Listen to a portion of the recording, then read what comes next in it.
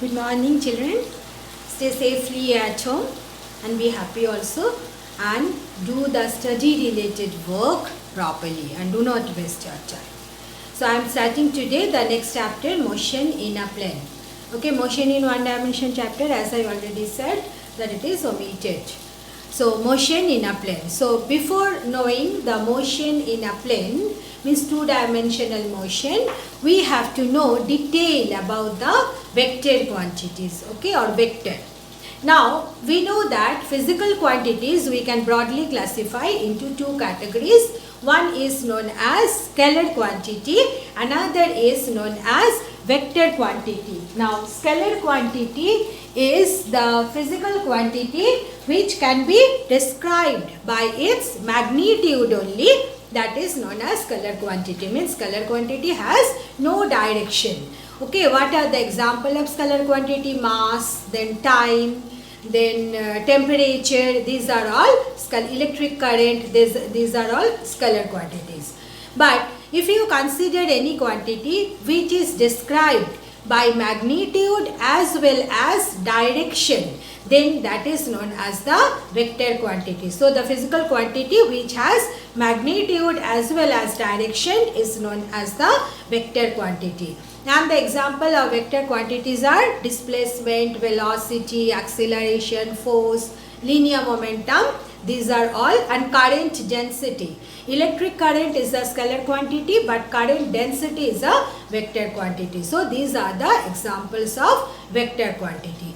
Now in physics, how we represent a vector quantity? We represent a vector quantity by an arrow. Alright, so how we represent a vector quantity? By an arrow, and we can write down the name of the vector like this. This is one way that it is a vector quantity. Alright, the length of the line represent the magnitude of the vector, whereas the arrow gives the direction of the vector. Alright. So this is the way one can represent the vector quantity. Now when you are considering the vector quantity, then you see, if I write only AB, okay, I have not given the vector sign. It means that I mean to say this is the magnitude of the vector. So suppose this is a force. Alright, now what is the magnitude of the force? The length AB is the magnitude of the force. So when you are not giving the vector sign, only you are writing the name of the line, then that represent the magnitude of the vector. Or one can write down the magnitude of the vector by this symbol also. Means the vector, how to write the vector? What I said? That write two capital letter at the terminal point and at the starting point and at the end point, and then name them together, write them together along with the arrow over it. Okay. So if you give the modular sign, then that also represent the magnitude of the vector quantity. Alright. So this is the way you can represent a vector quantity. Now vector we can classify into these two categories. One is known as the polar vector. So what is polar vector? Polar vector means the vector which is having a well-defined starting point. Just you consider the radius vector. Alright, radius vector, what is the starting point? From the center towards the circumference of the circle. Okay, circular path or a circle, whatever it is. So that is the radius vector. Alright, so it has a well-defined starting point. Just like the force, the velocity, acceleration, all are having one starting point. So the vectors representing, means the velocity vector, acceleration vector, force vector, radius vector, all these are known as polar vector. So which one is called as polar vector? Which is having a well-defined starting point. Then next type of vector is axial vector. These are also known as pseudo vector. Alright. Why? Because these axial vectors, you cannot describe it along a straight line. Rather, you can describe it in a plane. Just you consider rotational motion. When the question of rotational motion is coming, then angular velocity, then angular momentum, all these torque acting on it, okay. When a body is undergoing rotational motion, then you see when a body undergoing rotational motion, then rotation, it is taking place over a plane. Alright, so in that case, angular velocity, torque, angular momentum, these are all a vector quantity, but you cannot say that the direction of angular velocity is along a straight line. Rather, you can say that it is confined within a plane. Means just you consider body, just you consider the plane, this plane is rotating. Alright, so you see it is rotating, angular velocity is on this plane. Clear? So this kind of vectors are known as the axial vector, and axial vector are also known as the pseudo vector. Okay, so these are the two kinds of vector. Important one you must. Now next is concept of position vector and displacement vector. Now here you see at the beginning I told you that it is motion in a plane. Alright. Motion in a plane means the body is moving over a plane. Now a plane you can describe by two axes, isn't it? Just you consider the floor of the classroom or the floor of the room you are sitting. Then how you can define the floor? By two axes. So here whenever we are considering motion in a plane, then we describe it with respect to the reference frame. What is the reference frame we take? We take the x-axis and y-axis. Alright. Two coordinate axis we take. Now suppose you have one object at the point A. So A is the position of the object. Alright. Now if you join the center of the coordinate system chosen to the position of the body and give an arrow like this, then you see OA is the position vector. Alright, I hope the concept is clear. So how to define the position vector? Join the origin of the coordinate system with the position of the body. Alright, and what will be the direction? From the origin towards the position. That is the direction. So you see, we generally denote it by R1. Okay, so R1, either you can write like this, R1, this is the vector, so R1 is the vector, so I have given the vector sign above, or you can name it as OA. Alright, so OA is the position vector of the point A. Is that clear? Like that, suppose after some time the body has come to the point B. Then, what is the new position vector? How to get the position vector for the point B? Join the origin with B and give an arrow. So, OB is the final position vector. So, let us consider it as R2. So, R2 is the position vector. Alright. So, you see, the body has moved. Let us consider the body has moved like this from along this curve path. So, body has moved from the point A to B. Alright. So, what is the displacement according to our previous concept 10th standard already we studied? What is the displacement? The shortest distance between the initial and final position. Means you will join A and B by a straight line. Okay, and what is the direction of the displacement vector? From initial position to final position. So you see, what is the displacement vector? Displacement vector is AB. And what is the position vector? Position vector of the point A is OA. Position vector of the point B is OB. Alright.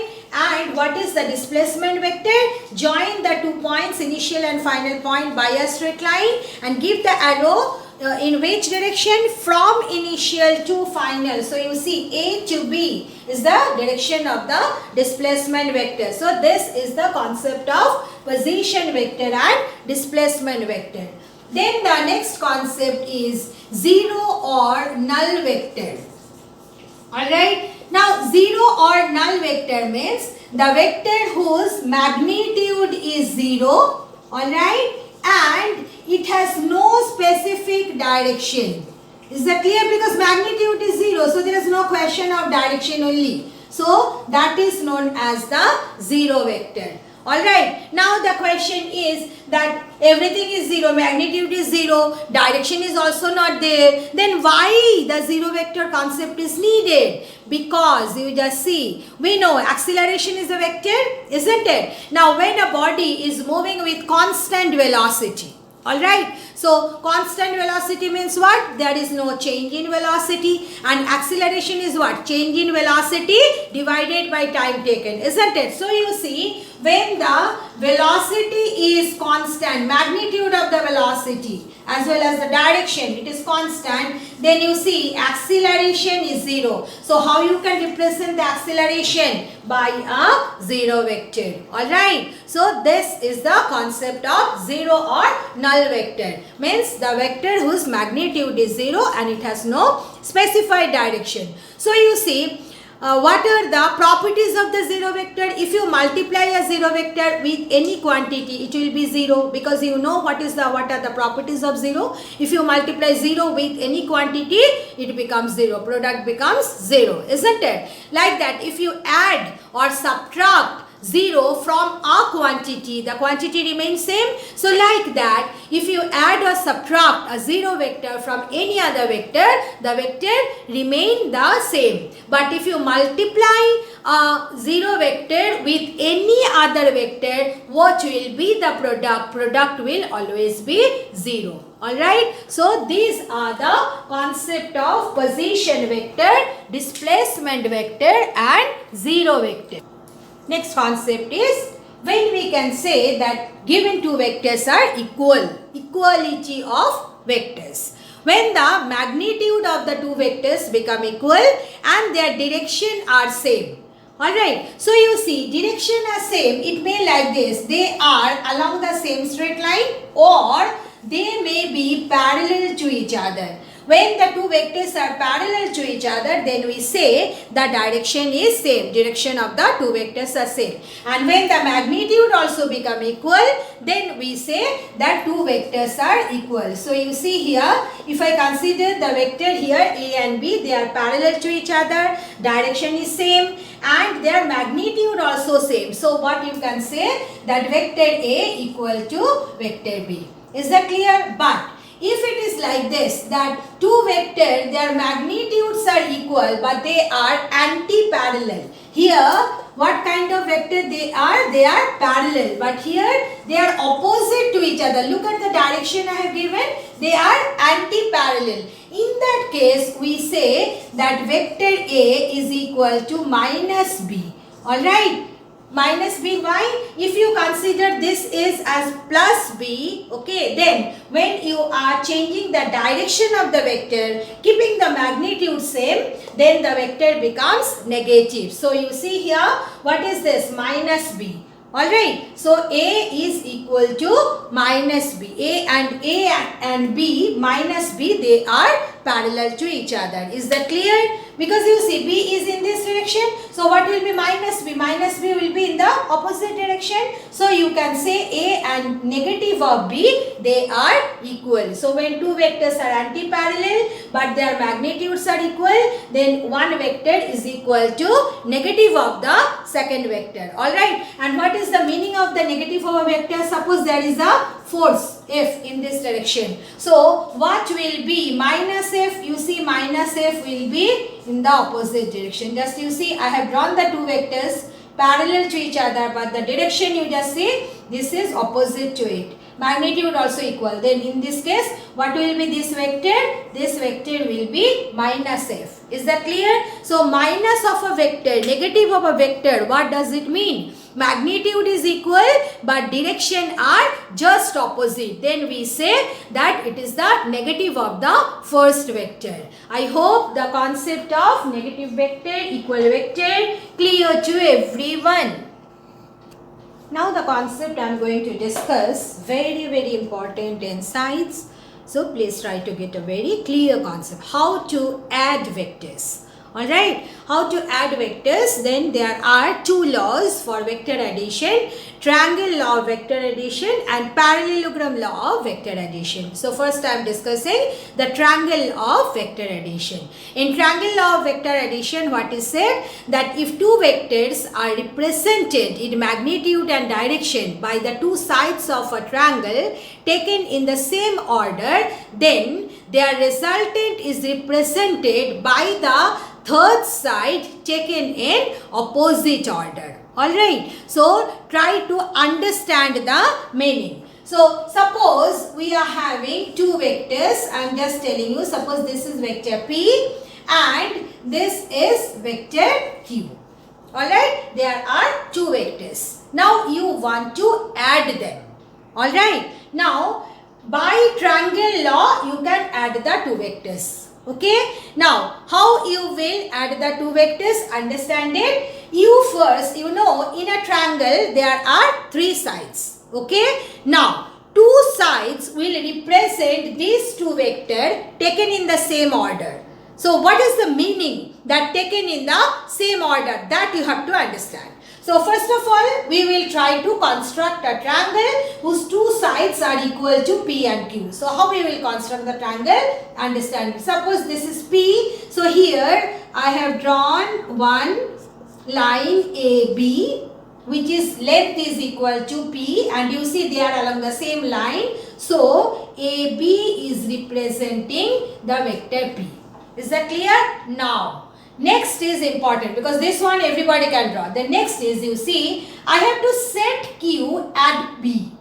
Alright, how I will set Q at the point B, so that you see here the B is the terminal point of P, end point.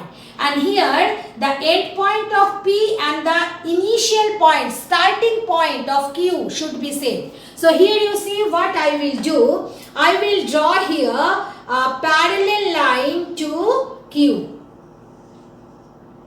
You see here these two lines I have drawn, these two are parallel. Means what? And their direction is same. Now I have taken the magnitude also same. So if I consider it as BC, then you see BC is representing Q. Again I am repeating. What you will do, just you take the vector P. Okay, draw a line AB whose length is equal to P and give the direction, and then how you will set Q here, so that the initial point of Q and terminal point of P, they coincide. So what I have done, from the point B I have drawn a line parallel to Q. So you see, and I have named it BC, and the length BC is equal to the vector Q. So BC is representing the vector Q. Is that clear? So why it is taken in the same order? How I can say taken in the same order? You see, this is also in the anti-clockwise direction and this is also in the anti-clockwise direction. So both are taken in the same order. Is that clear? I am going from left to right, this also left to right. So they are taken P and Q. These two sides are taken in the same order. Then what is said? They are resultant. Resultant means if you add P and Q. If you add P and Q, the resultant vector we denote it by R. Resultant means adding the two vectors, whatever you are getting, that is resultant. Alright. So here you see P plus Q equal to R. So how we will get the third vector? Join A to C. Means you join initial. Please use a scale here by hand I have drawn. So here you see how we will join the third side taken in the opposite order. You see P and Q I have taken in the clockwise direction, but here AC when I have taken in the, this is the anti-clockwise direction, and AC I have taken in the clockwise direction. Or simple point, remember that from the starting point you join to the leftover side, leftover point A and C. So AC is representing R. Alright, so this is the meaning of the triangle law. Okay, means two sides of a triangle representing two vectors in magnitude and direction taken in the same order. Then the third side taken in the opposite order represent their resultant. Alright. So this is the, if you apply triangle law, then this will be the outcome of the diagram. This will be the diagram representing the triangle law of vector addition. Alright. Now here the statement everyone should learn. The statement of the triangle law of vector addition everyone should learn. So again I am showing you that how to draw the triangle law of vector addition. Suppose there is a vector P and there is another vector Q. We want to just join these two vectors, add these two vectors by using the triangle law of vector addition. Then what you should do, that you will first draw a line AB which is equal to the magnitude of the P, and you see here I have drawn these two are parallel to each other. So AB representing P. Then what I will do, at the point B I will draw a line parallel to Q. Okay, I will draw a line parallel to Q. So here you see these two lines are parallel. So this is representing, let us name it as BC. So BC is representing the second vector. Then if I join AC, if I join A to C, then it will represent the resultant of the two vectors, means it will represent the vector R. Is that clear? Now here you see I have said that R is the resultant. Okay, and R is what? R is equal to P plus Q. Now the question is how to get the magnitude of R. Now let us consider the angle between P and Q. Now here remember, when we find out the angle between two vectors, then we just set them as the co-initial vector. So you see what I have done, I have pushed P. What I have done, I have pushed P and I have set it here so that initial point of P and initial point of Q, they become same. Then the angle between them is known as the angle between the two vectors. Alright. So let us consider here the angle between the two vectors. Let it be theta. Is that clear? So in this case you see, can you say this angle is theta? No. So you just imagine that you have pushed the vector, along this line, alright, and you have set it here. Then you see this angle will become theta. Is that clear? So angle between the vector P and Q, if it is theta, then how to get what is the magnitude of R? For that, what you have to do, here I am writing Q, from the point C, you draw a perpendicular on the extended AB. From the point C, you draw a perpendicular on extended AB and name it as D. Is that clear? So again I am saying that if the angle between P and Q is theta, in this diagram, which angle will be theta? Generally you do the mistake that if this is P, this is Q. So Miss has said the angle between P and Q. So this is P, this is Q, this is theta. No. Why not? Because you see, when you are considering this angle, then it is the terminal point of P and initial point of Q. So terminal point of P and initial point of Q is not the angle between the two vectors. So what I have done, pushed P means exchange AB, and then if you consider the angle between P and Q, that will be the angle between the two vectors. So we are denoting here the angle between the two vectors is theta. Is that clear? Now we have to find out what is the magnitude of AC, because AC representing the resultant of the two vectors. So you can write it like this, R is equal to P plus Q, or you can write it AC is equal to AB plus BC. Be careful, you cannot write CB, okay? Because now you are not in 10th standard, that AB, BC and CB, they are the same line segment. No, it is not line segment. Here it is the vector. So you must write it AB, then BC. And then what is the, this one, the resultant, it is AC.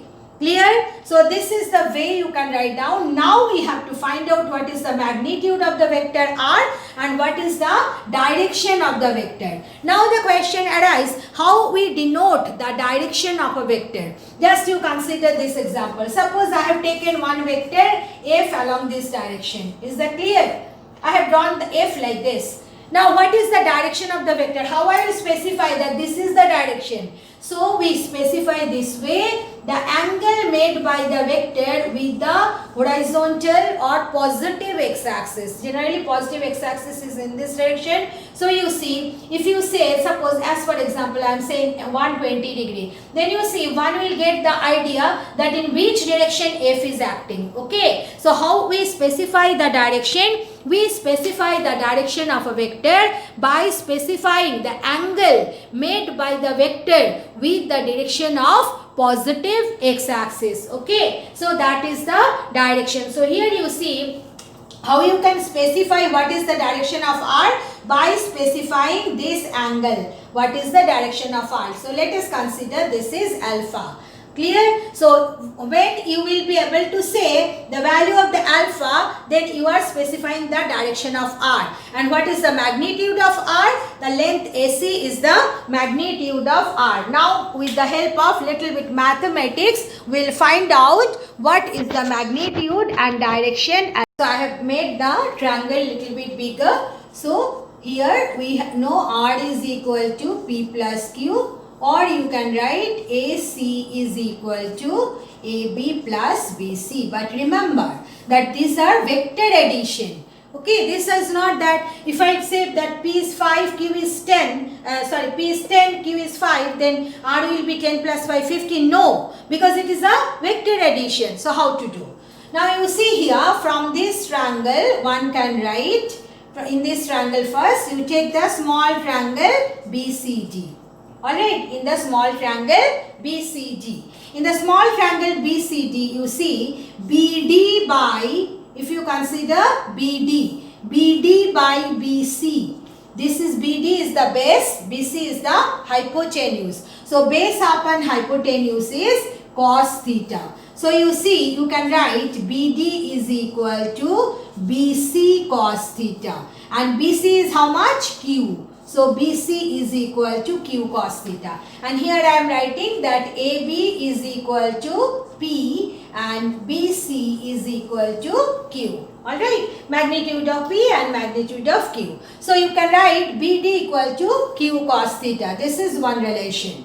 Then you come to this one, CD. If you consider CD by BC, CD is the perpendicular, BC is the hypotenuse. So perpendicular upon hypotenuse is sin theta. So you can write CD is equal to BC sin theta and BC is Q. So CD is Q sin theta. So this is second relation we have got. Now you come to the right angle triangle ACG.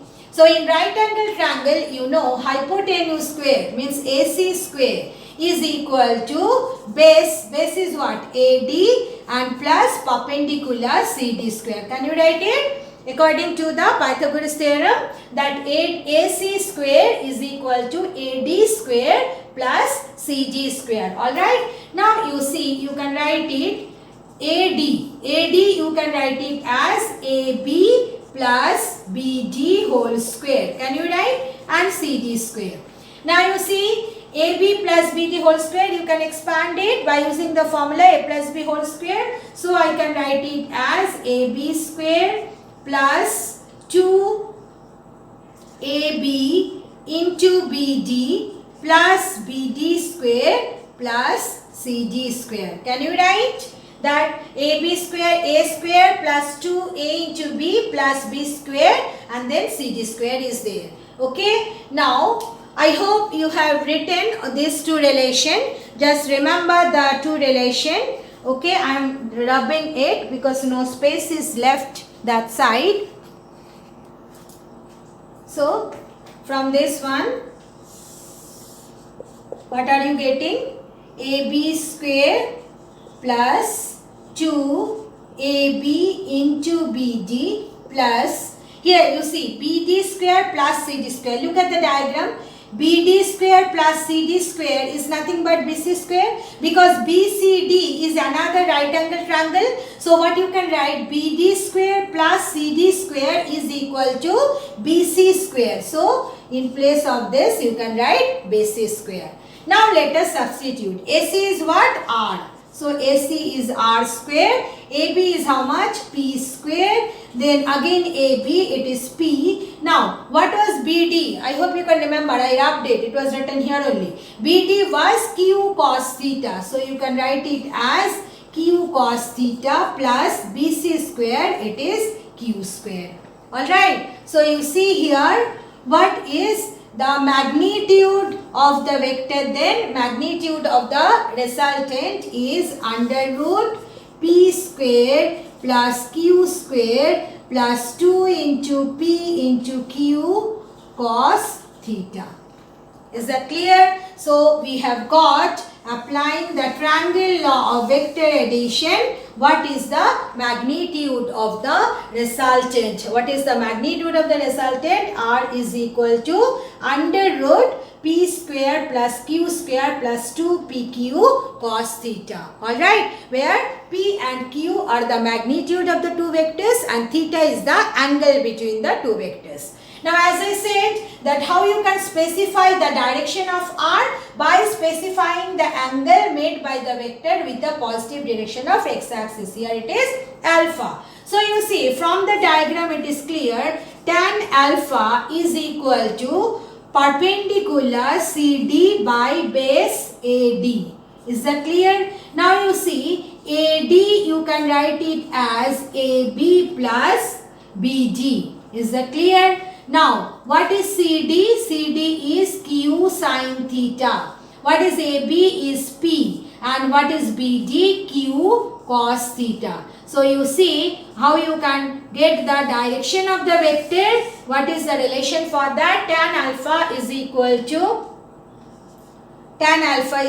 to Q sin theta divided by P plus Q cos theta. So these two relations are very, very important. You are supposed to remember it and you are supposed to learn the entire derivation by applying the triangle law of vector addition, how to get the resultant of two vectors and how to get the direction of the resultant. What is the magnitude? Again I am repeating, under root P square plus Q square 2PQ cos theta. And what is the direction? Tan alpha is equal to Q sin theta by P plus Q cos theta. So this is the way one, by using the vector addition,